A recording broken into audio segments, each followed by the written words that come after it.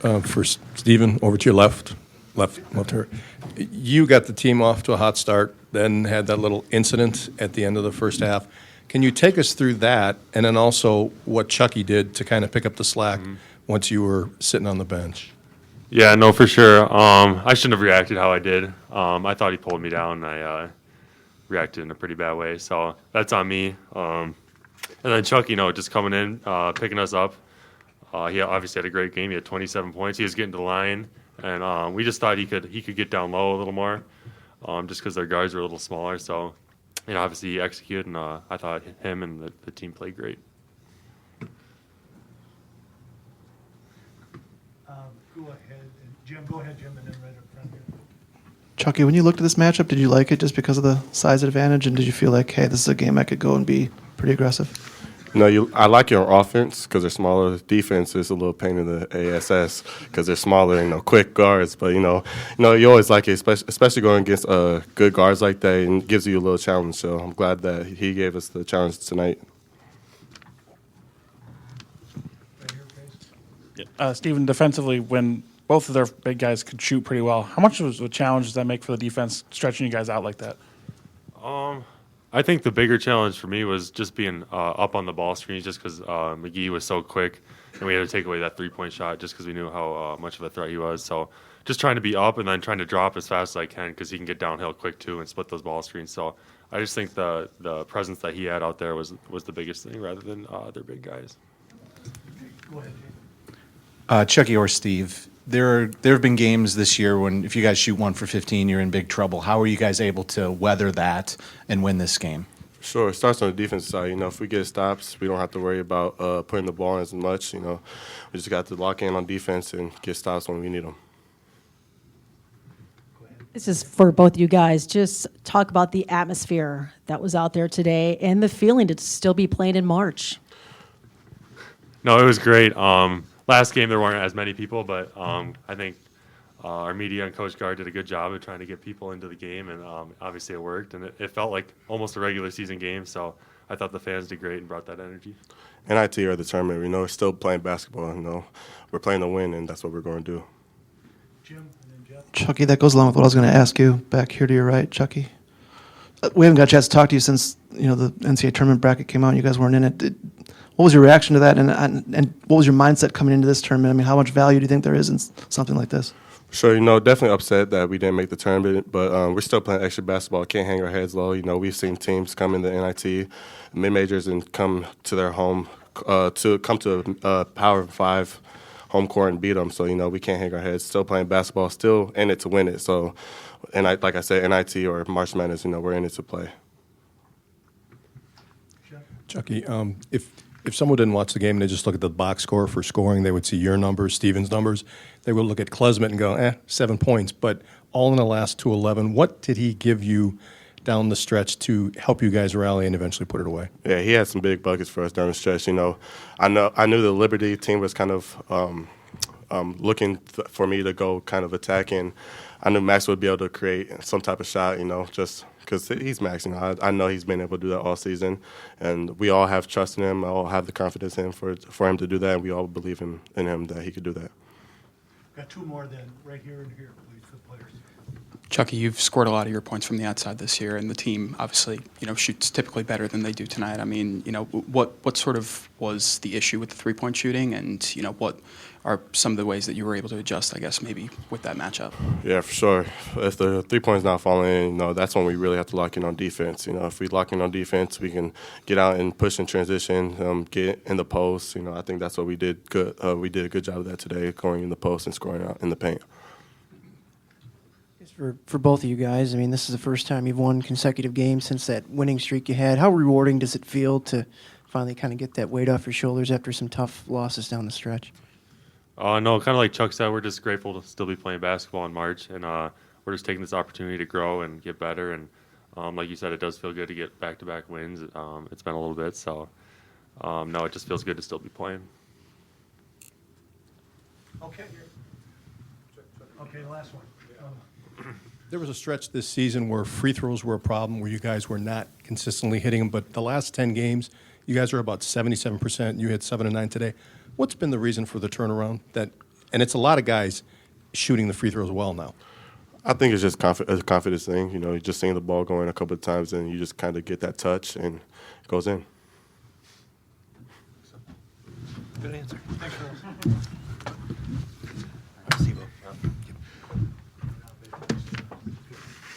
Coach, you want to start with opening comments? Sure. Well, Coach, start with some opening comments. All right, thanks, Dave. Obviously, a terrific college basketball game. New Liberty watching film, and followed him from afar because I've known Richie McKay for a long time, and the job he's done there. Knowing it was going to be most likely that type of game, but terrific game here for middle of March. Really happy for our guys. Huge shout out to all the fans that came in, and it created a terrific atmosphere. They were loud from the beginning. I don't know how many ended up being here, but a huge thank you. So if you were here and you don't have a season ticket, get on the season ticket list. We got to get you in here more often and have that type of atmosphere all the time. So I thought a huge boost from them, and they saw two really good teams playing. In terms of the game, I thought we obviously getting Steve in foul trouble took us away from playing through him as much as we typically probably would, but other guys stepped up. And we talked about Tyler, some big plays down the stretch. Chucky obviously was getting downhill and playing at the rim, getting to the free throw line.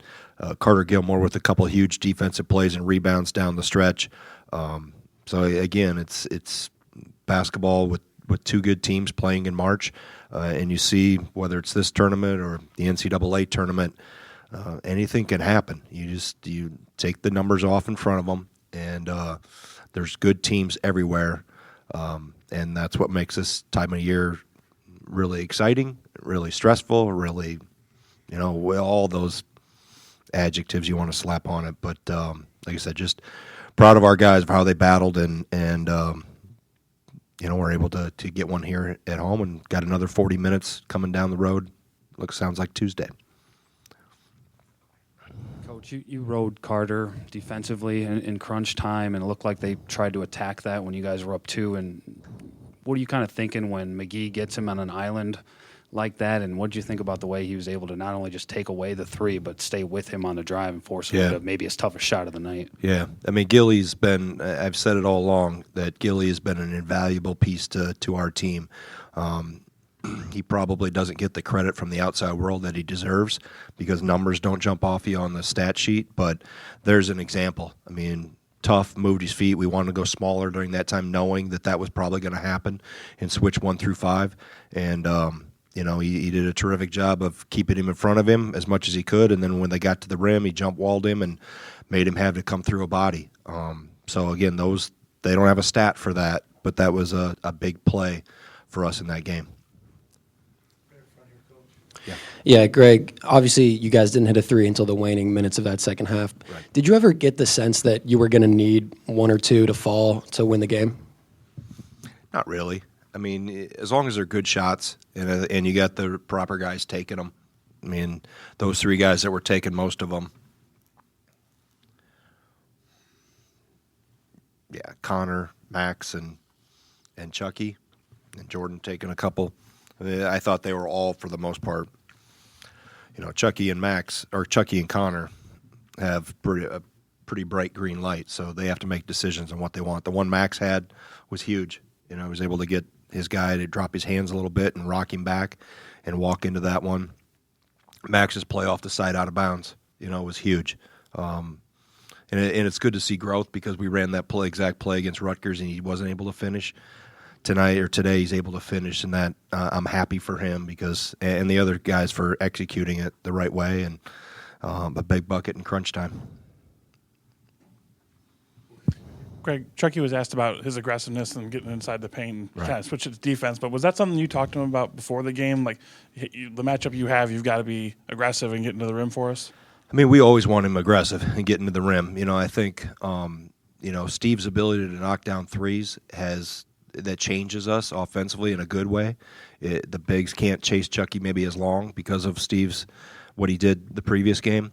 But I think getting to the free throw line was big, and we did some things where we intentionally posted Chucky. just because I felt we could do post him, post Max. Connor's got to spend a few more months in the weight room before he's going to get special things called for him to go in there. But those two guys, I felt we could try to touch them in the post and take advantage of that in there.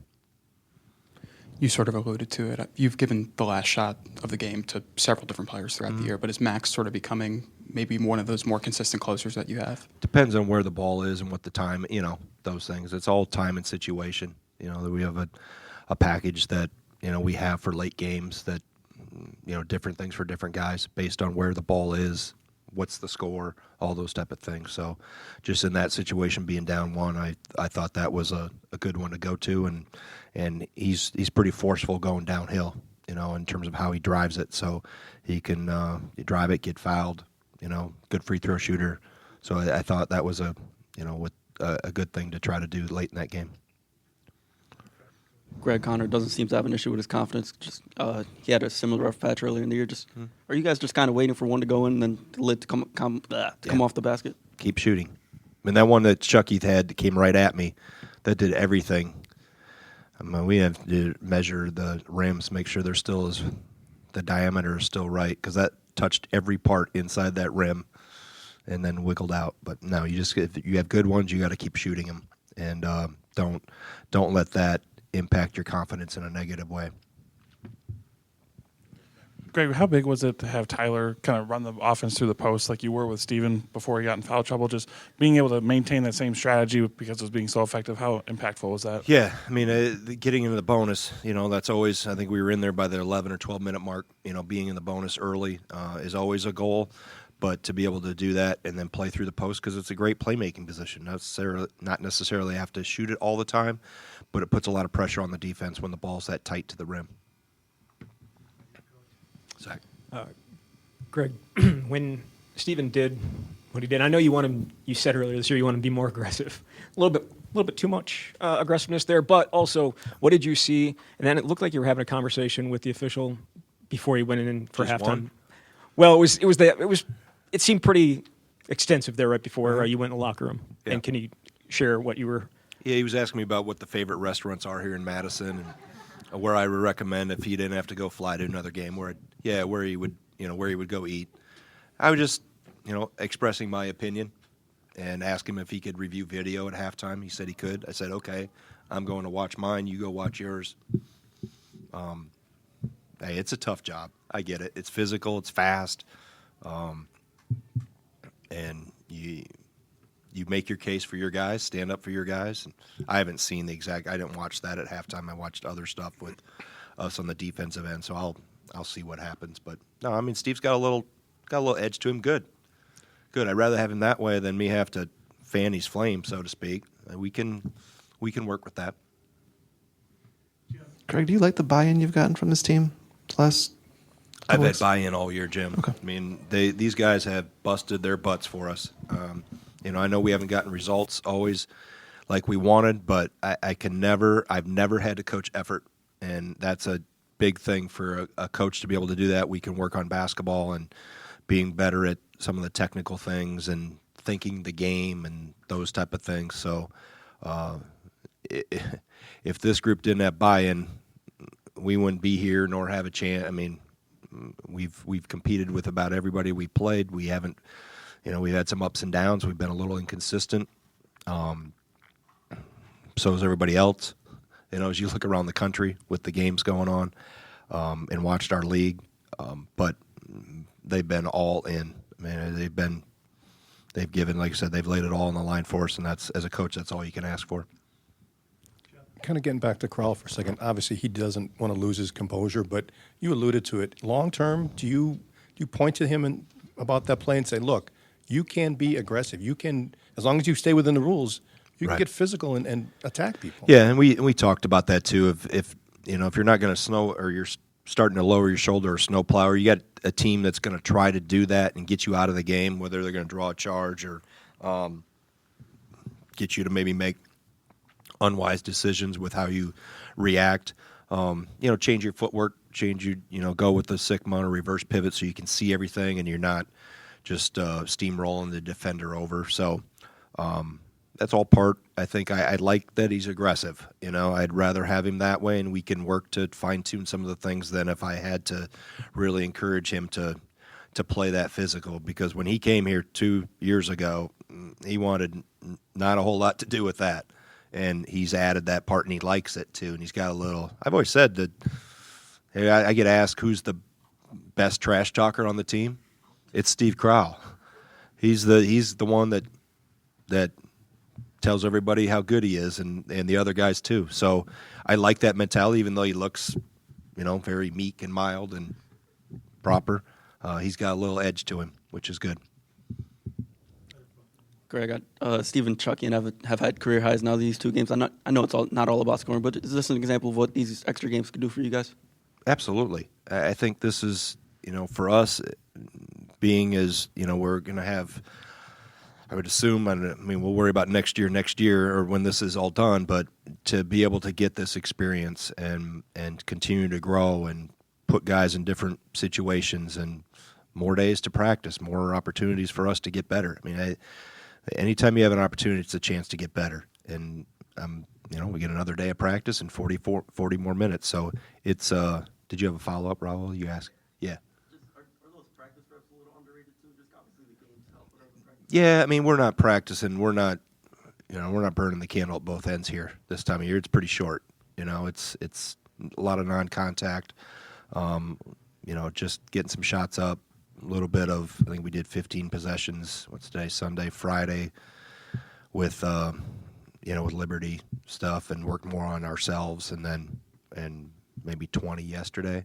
But it was in and out. If we're trying to overcook it here in March, we got to be fresh and stay healthy as well as we can.